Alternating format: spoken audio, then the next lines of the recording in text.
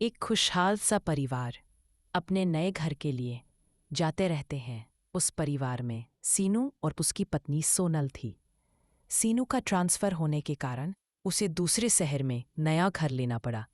दूसरे शहर में जाने के लिए सीनू और उसकी पत्नी सोनल कार से जा रहे थे कि सुनसान जंगल में एक आदमी बीच सड़क पर खड़ा था। सीनू उस आदमी से थोड़ी दूर पर कार रोक दी। वो आदमी धीरे धीरे कार की तरफ आता है और कार के पास आकर बोलता है, सीनू तुम्हें दूसरे रास्ते से जाना चाहिए। इतना बोलकर वो आदमी चला जाता है। सीनू हैरान रह जाता है और डर के साथ मन ही मन सोचता है, मैं इस आदमी से कभी नहीं मिला, फिर इसे मेरा नाम कैसे पता। सीनू कार के बाहर आकर देखता है तो दूर दूर तक कोई नजर नहीं आता है। ये देख के सीनू और भी ज्यादा घबरा जाता है। सीनू की पत्नी सोनल बोलती है, क्या हुआ और कौन था वो आदमी? सीनू चुपचाप आकर कार में बैठ जाता है और कार को तेज स्पीड में चलाने लगता है। कुछ मील चलने के बाद सड़क के बीच में कंस्ट्रक्शन का बोर्ड लगा रहता है, जिसके कारण सीनू दूसरे रास्ते से जाने लगता है। कार चलाते चलाते रात के 2 बज चुके थे, पर दूसरे शहर जाने वाला हाईवे अब तक नहीं आया था। फिर भी सीनू आगे बढ़ते जाता है कि अचानक से कार का टायर पंचर हो जाता है। कार का टायर बदलने के लिए सीनू कार के बाहर आता है और टायर बदलने लगता है। टायर बदलने के बाद सीनू कार में बैठने ही जाता है कि उसकी नज़र उसकी पत्नी सोनल पर जाती है। सोनल जंगल की तरफ जाने लगती है। सीनू आवाज़ लगाता, पर सोनल कोई जवाब नहीं देती। सीनू भी सोनल के पीछे जंगल में जाने लगता है। सीनू सोनल का पीछा करते करते एक हवेली तक जा पहुंचता है। तभी हवेली के अंदर से आवाज़ आती है, अंदर आ जाओ अरुण, सालों से तुम्हारा ही इंतज़ार कर रही हूँ। ये सुनकर सीनू घबरा जाता है, पर हिम्मत जुटाकर सीनू हवेली के अंदर जाता है। हवेली के अंदर एक सुंदर सी लड़की खड़ी रहती है। सीनू उस लड़की से पूछता है, कौन हो तुम? और मेरा नाम सीनू है, अरुण नहीं। लड़की बोलती है, मेरा नाम अवंतिका है। मुझे इतनी जल्दी भूल गए? हम 30 साल पहले ही तो मिले थे।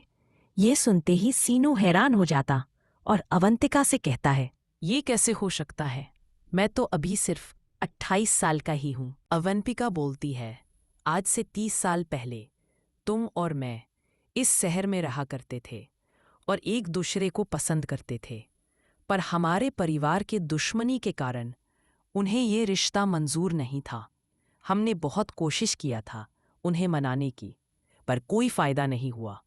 इसलिए हमने एक फ़ैसला लिया कि हम किसी और शहर में जाकर साथ रहेंगे और अपनी ज़िंदगी खुशी से बिताएंगे।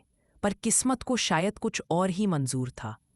आज से 30 साल पहले आज के ही दिन हमारा कार एक्सीडेंट हुआ था। उस कार एक्सीडेंट में हम दोनों की मौत हो गई थी। तुम्हारी बॉडी तो नदी से मिल गई पर मेरी बहती चली गई, इसलिए मेरी आत्मा आज तक भटक रही है।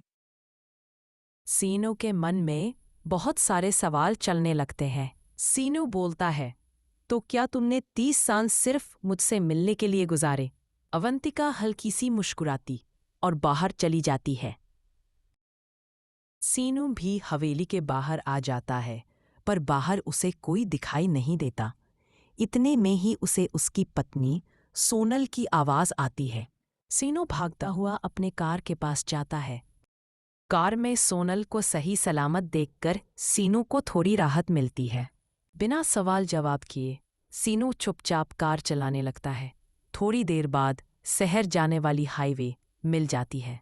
कुछ दूर चलने के बाद हाईवे पे बहुत सारे लोग खड़े रहते हैं। सीनू कार से उतरकर देखता है तो एक ट्रक और कार की एक्सीडेंट हुई है। सीनू को कुछ समझ नहीं आता।